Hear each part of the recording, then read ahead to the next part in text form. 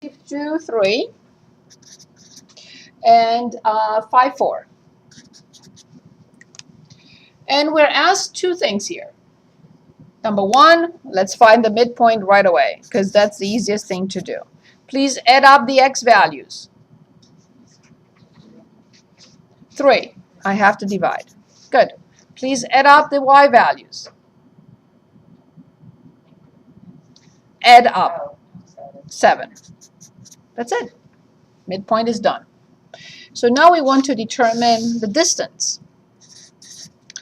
So I'm going to copy the formula one more time here. x2 minus x1 squared, y2 minus y1 squared. I will denote my points as I did before with x1, y1, x1, y1, x2, y2.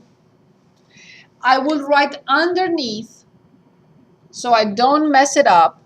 So here's my x2, which is 5. Here's my x1, which is negative 2. Here's my y2, which is 4. And here's my y1, which is 3. Now you understand it's impossible to obtain something like this.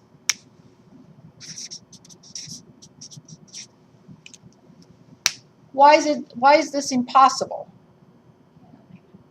Of course, but why is it impossible? This is something squared. Something squared is what type of number? Exactly. This is something else squared. What type of number will I get from this quantity? And when I add two positive numbers, could I ever get negative 40? I've seen it. That's why I'm pointing it out. No. So that will be impossible, right? Perfect. Okay, good. So now here's what I do. I rewrite D. How much is 5 minus negative 2? How much is 7 squared? 7 squared is 49. I reached this level, this point, plus 4 minus 3. 1 squared, 1. So D equals the square root of 50. I can simplify the square root of 50 because I can present 50 as blah times blah. What? Yes, very good. 25 times 2. So then D becomes the square root of 25 times the square root of 2. So D equals 5 the square root of 2. Excellent. Of course, if you want an approximation, then you can put in the calculator with the square root of 50 and you're done. Very good. Very good.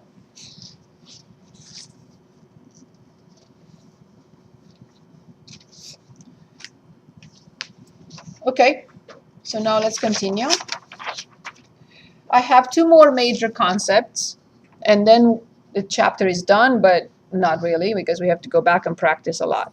So this is one concept here, and the last concept is on the last page.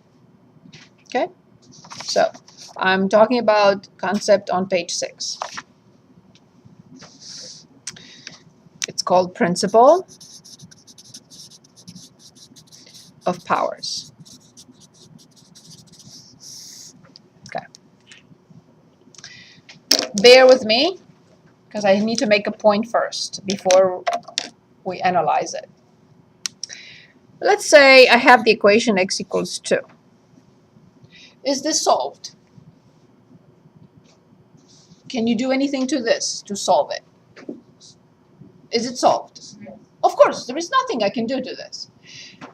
I'm going to do something that will just prove a point. We're not going to do this ever to an equation like this. So let's say I look at this equation and I say to myself, what if I square both sides? I want to square both sides. So I square the left, I square the right. What do I get?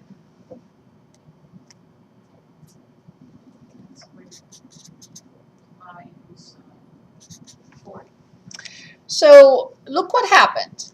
I started with what type of equation? X equals 2 is what type of equation? Very important. It's a equation. What? How is it called? Excellent. Wonderful. So I started with a linear equation. For whatever reason, I decided to square both sides. What type of equation did I get?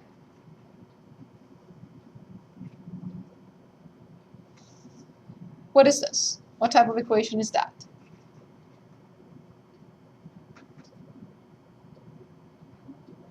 Quadratic. Quadratic. So I started with a linear equation, and by squaring both sides, I got a quadratic equation. How many solutions did the linear equation have? How many will the quadratic equation have? Right. We already solved this a few minutes ago with the absolute value taking square roots. What were the solutions here? Excellent. Wonderful. So the original equation was x equals 2. This solution is okay. But what do you think about this solution? Will that work in the original problem? Okay. So the mere point that I was making here is this. The principle of powers can result in what we call solutions that do not work in extraneous. Sorry, it's an A here. Extraneous solutions. What does that mean? It means that I may end up with solutions that have nothing to do with the original problem, which have to be eliminated. Those are a byproduct. So we've never seen this before. Why? Because when we added to both sides something, the solution always worked in the original problem.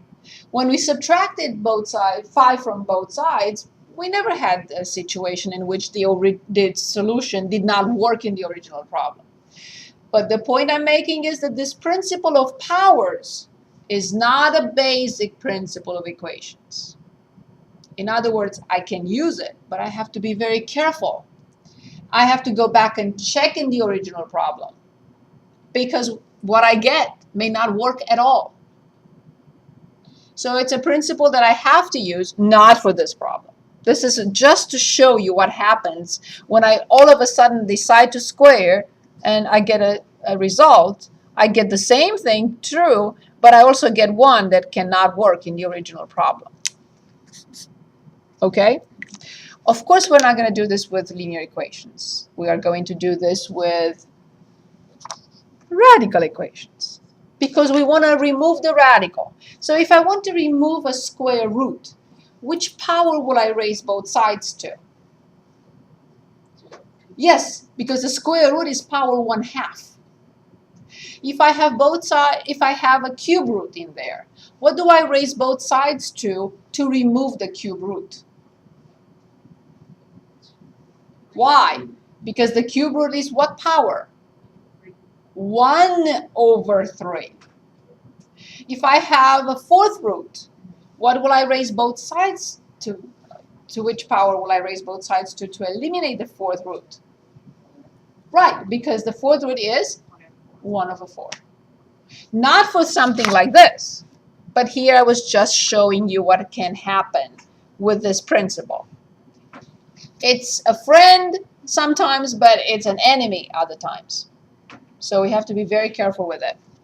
Adding, subtracting, multiplying both sides by 5 of an equation, they're all friendly operations. This one is not. Okay? Good. So now let's read this. When I have x equals a and I decide to raise both sides to whatever power I decide to do it, this is not a basic principle of equations like adding numbers, terms to both sides of an equation or multiplying both sides by a non-zero number. Therefore, there is a potential risk of obtaining extraneous solutions. Extraneous solutions are solutions that do not work in the original equation. When solving radical equations by the principle of powers, we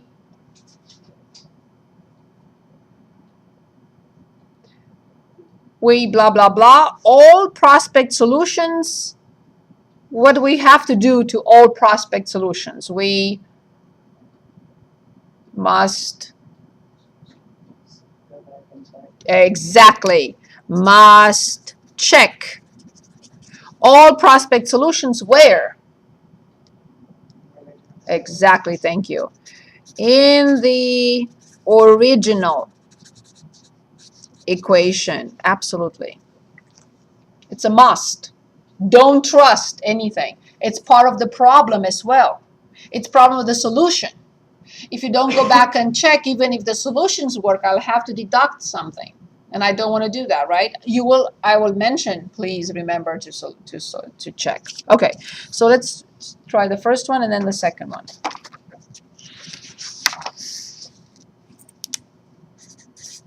Okay, the square root of 2x plus 10 equals 4. First step, what do you think?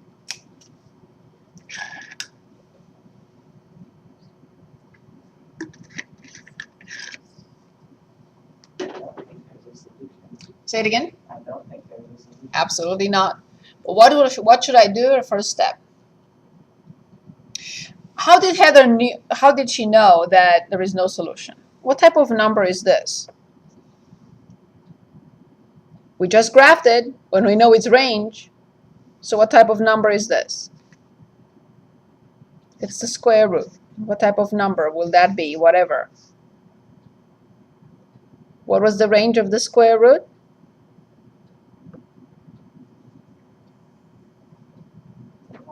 Right. So if I have a positive number plus 10, will I be able to get 4? No. Let's say we don't notice that. We haven't seen that. She did. Okay. Well done. Let's say we don't notice that. So what will be the approach? What will be the first step? We're trying to solve this. I have to clean it up, like we did with the absolute value, like we always did. What will I have to do first?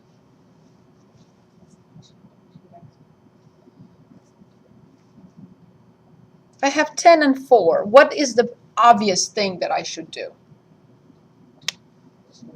Of course. Good. Now I can stop and say cannot have solutions because a positive number cannot be negative. True. Let's say I don't see that. Let's continue. What should I do to both sides to eliminate the square root? What should I do? Very good. Square the left-hand side, square the right-hand side. The left-hand side, what do I get? This takes care of the radical, so what is left? So it's like, for example, squaring the square root of 3.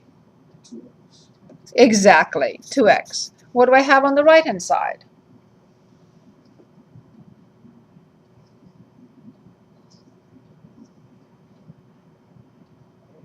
Very good. How much is x?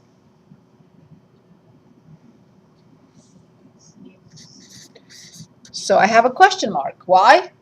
Because I used the principle of powers. Therefore, I have to, and I just wrote it in the handout. What do I have to do now?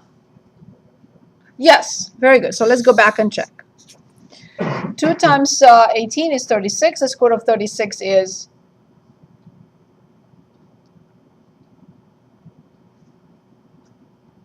6 plus 10. Is that 4? No. So I'll say no solutions, which we knew from the beginning. Good. So let's look at the other problem. I don't want to jump to 2 radicals just yet. Allow me to look in the book and choose a problem with 1 radical. And then we can do that one. But I prefer to take it slowly here. So we are on page 630. And I would like to look at problem 16. Or 15, doesn't matter, 15. So the square root of 13 minus x equals x minus 1.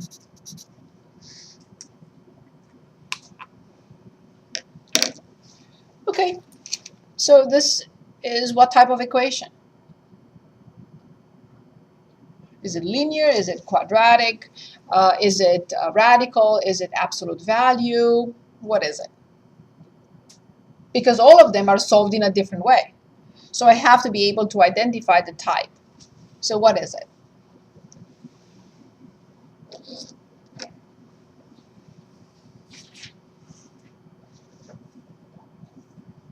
This entire chapter is on the same topic. So what type of equation is this?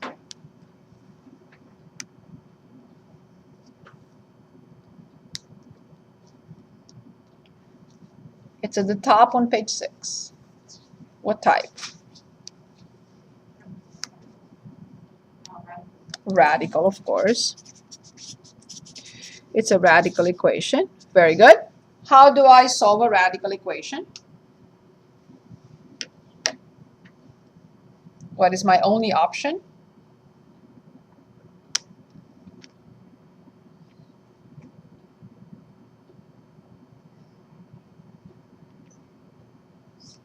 Very good.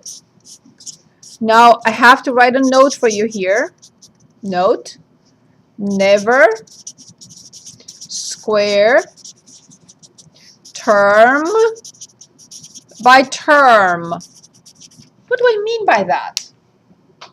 So let's take a look. Please watch for a moment. Do you agree that 2 plus 3 is 5? This is what I said not to do. How much is 2 squared?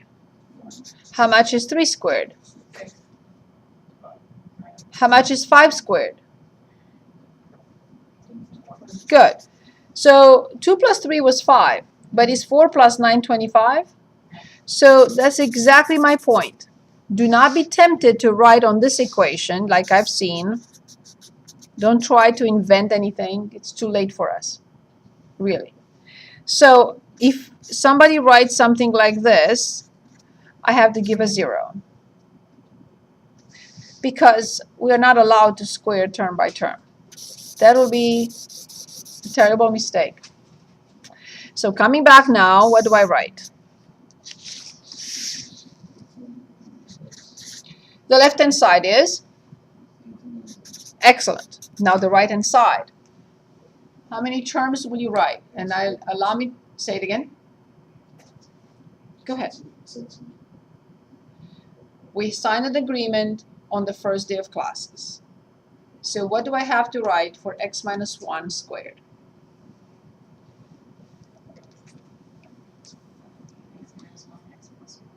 No, that is a different special product.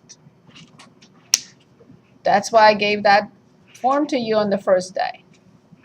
So in 7 weeks, I was hoping that you will look at it. I'm ready when you are.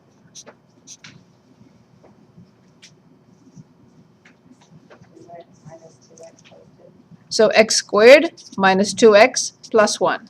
First term squared minus 2 times the first times the second plus the second term squared. So look what happened here. We started with a radical equation. We squared both sides. That was our only choice, only option, I should say. So now what happened? What do I have to solve? What is this? What type of equation is this? Say it again. Very good. It's quadratic. How do I solve a quadratic? What do I have to do to solve a quadratic equation?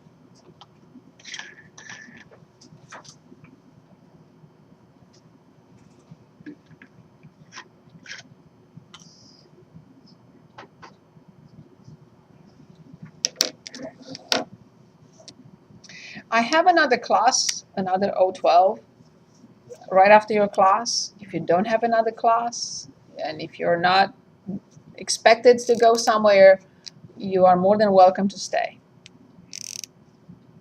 if you would like. And I should have suggested that from the beginning. Yes, this is a class that we meet twice a week. It's a Tuesday, Thursday class. Yours is only a Thursday class, but you're more than welcome to stay. I have a calculus student who sits in all my pre-calculus classes. They're both Monday, Wednesday classes. So she comes in at 5 and she stays till 9 o'clock. She comes at the pre-calc class and she stays for her class as well. You're more than welcome to stay. Okay, ready. How do I solve a quadratic? What do I have to do? What is the procedure?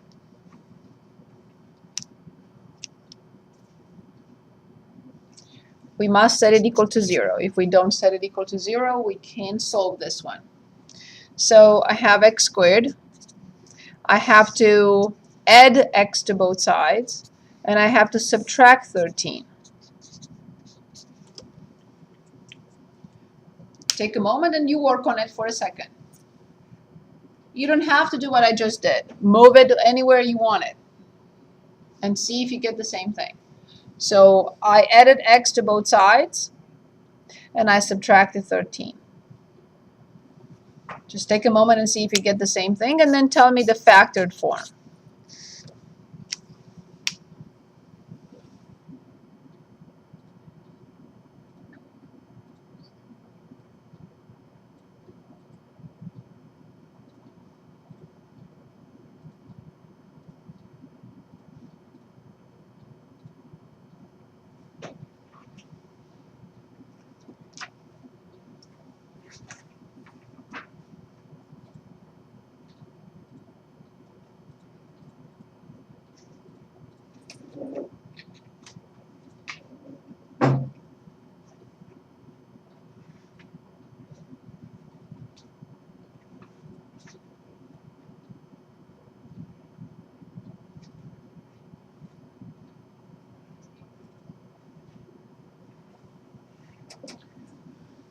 Did we get the same thing? X squared minus x minus 12? Yes? Okay, how do I factor this?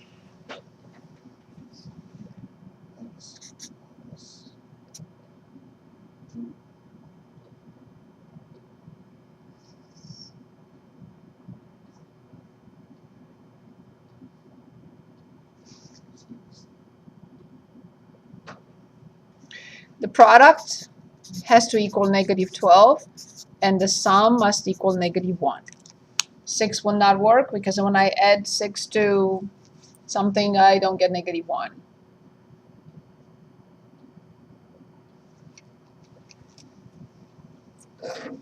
So what do I need?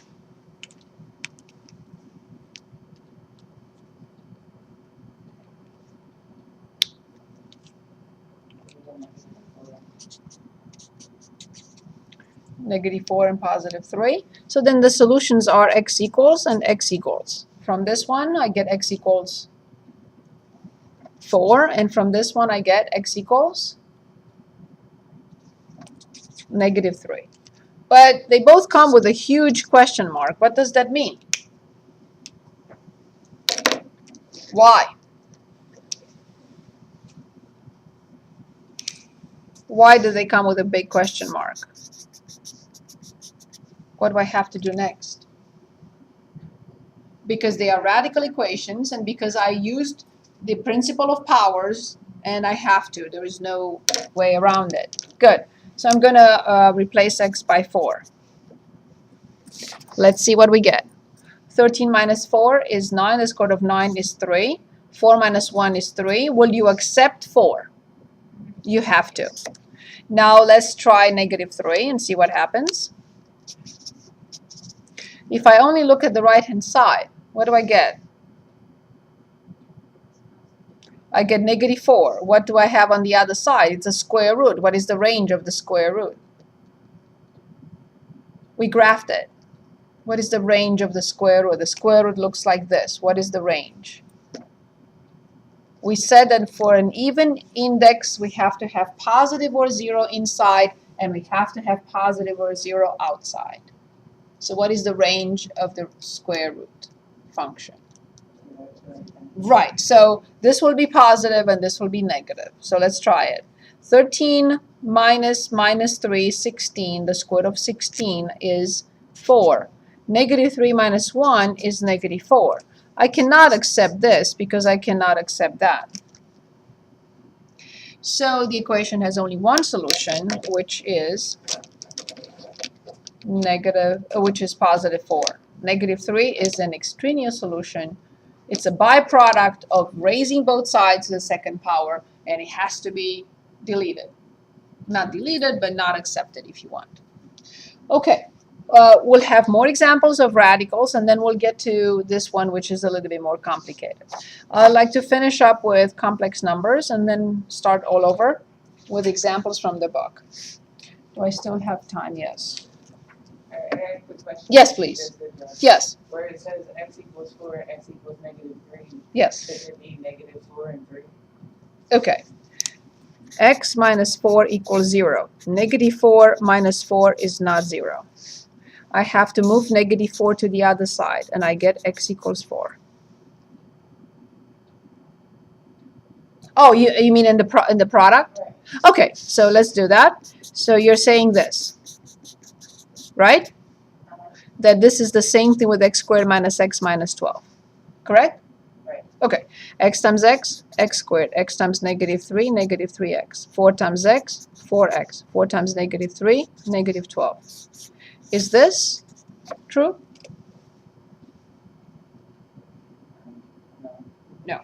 So that's why I wrote it here. The product, we are going to review this. I have a handout for chapter 6. We're going to go into complete mode. So I can give it to you right now. It's a handout that is posted. I think the one that you probably already printed out somebody. So this is chapter 6. I will review with you chapter 6 from the previous course entirely. So please bring this handout with you from now on. So we're going to work on each and every type of problem like this. So if the product is negative 12 and the sum is negative 1, I must have negative 4 and 3. Because the product is negative 12, but also the sum has to be negative 1, not positive 1. That's the reason why I cannot have positive 4 and negative 3, because I will not get the negative 1. So that's why negative 3x plus 4x is not negative x. So that's why these two are not equal. So the factored form is this. That's why we get 4 and negative 3. Is that better?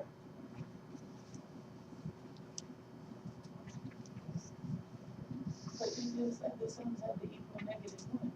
Yes. So it had to be negative 4 and 3, but that's not what the x Yes, is up there. negative 4. 4 and negative 3 on the right-hand side. Right. X minus 4 equals 0. That's the principle of zero product. X minus 4 equals 0. I have to move negative 4 to the other side. If I write here negative 4, negative 4 minus 4 is not 0. So when I solve, let's go and review that, because I understand the problem is the zero product principle. So, zero product principle. It's somewhere on this handout. Some point in time, I have the entire chapter 6 here, everything, all the factored, and I also have a little chart for you on how to factor at the very end. A binomial, a trinomial, and a polynomial. We're going to talk about all this. This is not part of this chapter or the next test. It's part of the third test. So here it is, the zero product principle. Okay, so this is what we are applying. So you don't have to look at this right now because I'm going to put it here. So A multiplied by B equals 0 has two possibilities. Either A is 0 or B is 0. Now we know that the factored form we are looking at is this. Is this correct so far? We know that this is the factored form. We agree? Okay. So this is my factor A and this is my factor B. So there are two possibilities. One possibility is for x minus 4 to be 0 and the other possibility for x plus 3 to be 0. What number minus 4 is 0? Is it negative 4 or is it positive 4? Right. That's why we wrote positive 4 here, not negative 4. What number plus 3 is 0? Right. That's why we wrote -3 and not +3. But then why didn't we write that the sum of the two would be -1? Because it's here. This is the -1. And the sum of these numbers I'm using to factor has to be -1. So these numbers have to have a sum of -1. Not the solution. Okay. Better? Yeah. But they're numbers because I have to get a -1x. And only this product gives us -12 and the sum gives us -1. That's why they have to be used as is in the factored to factor this. But when I solve using the zero product principle, I say if this factor is 0, then x must be 4. If this factor is 0, then x must be -3. Yes, I know in O11 this is not done 100% by everyone. I know that. So that's why I create all these handouts to help my students who are coming from another class. Is that better? Yeah. Perfect. Okay, so I like to finish today with this. I still have about 12 minutes. And that will be the end of chapter 10. It does not necessarily mean that it's done. It means that I showed you all possible topics, but I didn't get the chance to practice them. So next Thursday, as I said, I'm hoping that you're going to try your this first after you redo the problems we did in class. So I'm hoping that you're going to try this and be prepared to review everything again on Thursday. So here's the problem with this equation. I want to be able to solve this. So what will I do? What will be my first step? Right. But then I get into trouble because I want to apply what principle or what procedure? I want to apply what? Taking the square root from both sides. Then I have x equals plus or minus, but then I get stuck. Not real, right? I know this. We've been discussing about this idea, the fact that the square root cannot be applied to a negative number. Okay, so then I have to solve this, and I will say it's not a real number, but there is a way of solving it. Using imaginary or complex numbers. We couldn't solve it with real numbers. There is no real number that I square, which is positive, I add 4 and get 0. There is no such thing. So I'm going to split this into the square root of -1 and the square root of 4. And we will have to call this I, the imaginary unit. How much is the square root of 4? So this is 2I.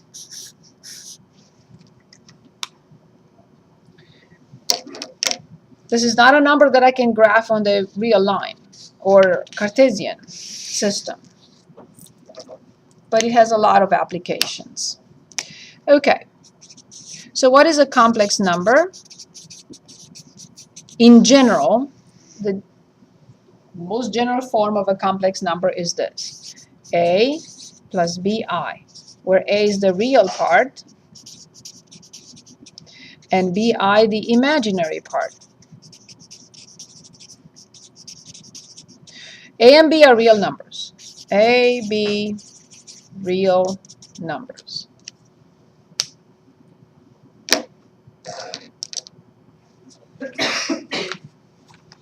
Okay, let's look at the top of page 7 for a second.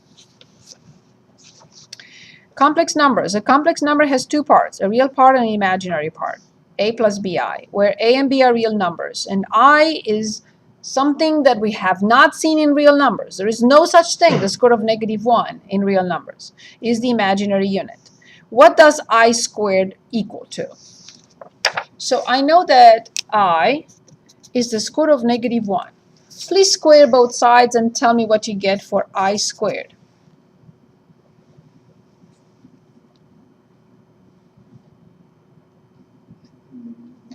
Something also unheard of in real numbers. There is no real number that I squared to get -1. So this is what we know about I and I squared. And this was the equation I just started with.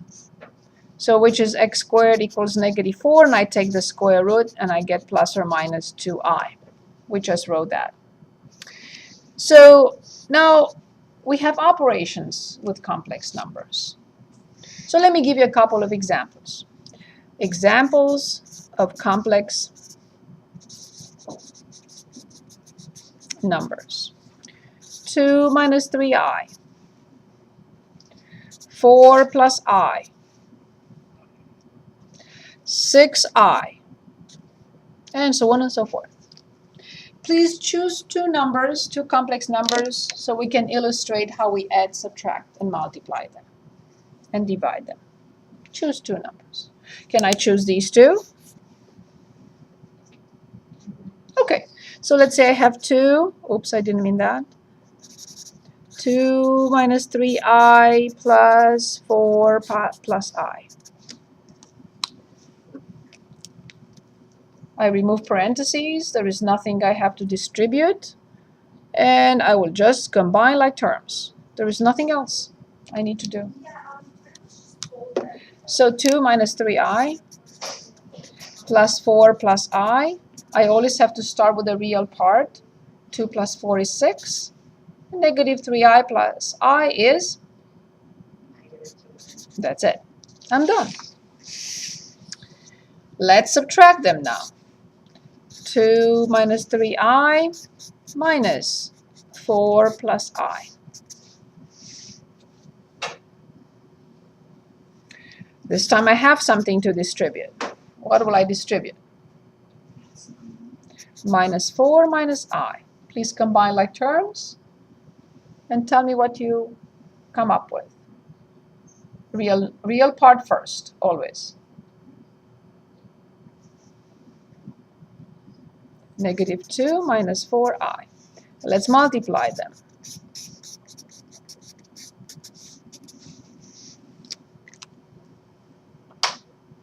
Okay, so let's distribute. 2 times 4. 2 times I. Negative 3i times 4.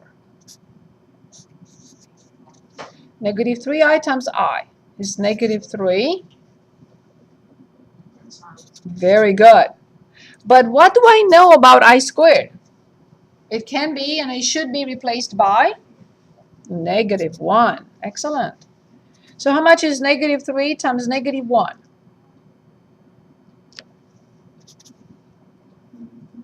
Negative 3. 3 plus 8. And 2i minus 12i.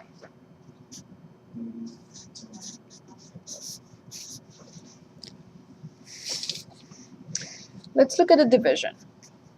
So we have 2 minus 3i over 4 plus I. So I want to divide these two. This is very similar to rationalizing the denominator. The only way I can divide two complex numbers is by multiplying top and bottom by the conjugate of the denominator. If the denominator is 4 plus I, what do I exactly the same idea, concept if you want, as rationalizing the denominator. If I had a radical expression here, what would you rationalize it by?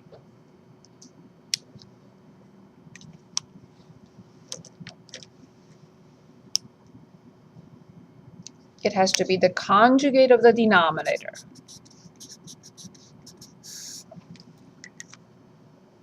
So now I have an agreement on this for a plus b times a minus b, which is a squared minus b squared from the first day. Please tell me what you would write. 4 squared is? Very good. Minus I squared. The top has to be distributed. 2 times 4, 8. 2 times negative I, negative 2i. Negative 3i times 4, negative 12i. Negative 3i times negative I, positive 3i squared. I will replace I squared by, exactly. So what do I get? Let's start with the denominator. Negative 1 times negative 1 plus 16. Perfect. 3 times negative 1. 8 minus 3. 5. And then negative 2i minus 12i. I have to separate it because I have to present the real part and the imaginary part. This is how we divide complex numbers.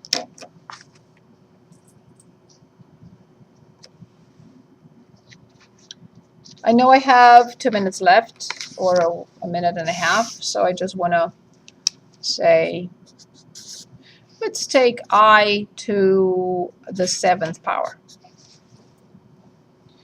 And you can say how? You only know 2 things. You only know I equals the square root of negative 1, and you know that I squared is, that's it. That's all you know, and I'm not going to use this. So my only chance is I squared. Okay, 7 is not divisible by 2 like we did with radicals, so I'm going to have to split it like this. 6 and 1 to make a 7. Then the first part will be replaced by I squared to a power that you will give me. What power? That's all I know. I have to use that. So I squared to which power is 6? Excellent. Now I will replace I squared by what? Negative 1 to the 3rd power. So negative 1 to the 3rd power is negative 1. 3 negatives will always make a negative. So it's negative I. Give me another power of I that you want. We can use the 1 to a 1 or any power you can invent. It can be 2017. It can be any power you want. Give me an I to a power. Which power? Okay, very good. The even are always easy because this is I squared to which power? Good, which is negative 1 to the 6, which is a negative number multiplied 6 times.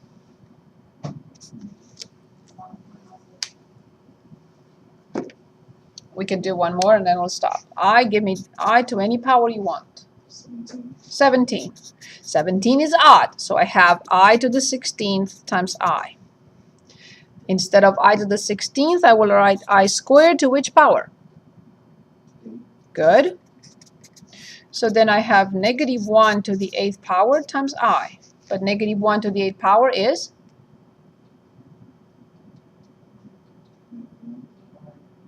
Negative 1 raised to an even power.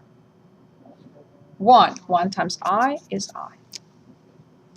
So to finish up here, there are 4 possible answers for all powers of I. And they are I, negative I, 1, or negative 1.